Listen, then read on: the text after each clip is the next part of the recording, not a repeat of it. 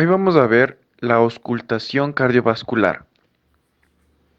Para empezar, primero tenemos que repasar lo que son los ruidos cardíacos. Estos son 4, pero generalmente se analizan el primero y el segundo. Primer ruido.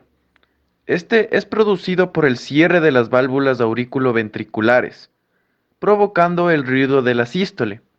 Para diferenciarlo del segundo ruido, tomamos la presión arterial, la cual coincidirá con el primer ruido.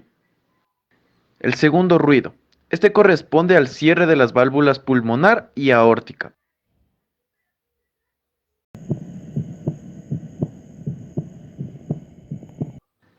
Tenemos también el tercer ruido, el cual es característico de los niños, y el cuarto ruido, el cual es inaudible.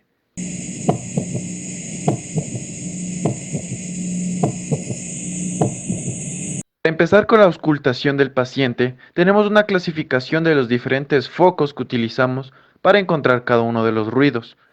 Para empezar, tenemos los focos de la base. Empezamos con el foco aórtico. En esta zona se presentan los sonidos valvulares aórticos, que corresponden a la porción suprasigmoidea de la arteria aorta. Está en el segundo espacio intercostal derecho y la línea paraesternal derecha. Foco pulmonar, localizado a un lado del foco aórtico, exactamente en el segundo espacio intercostal izquierdo, junto al borde paraesternal izquierdo. Foco aórtico accesorio, ubicado en el tercer espacio intercostal, margen izquierdo del esternón. Para empezar con los focos de la punta, tenemos el foco mitral o apexiano.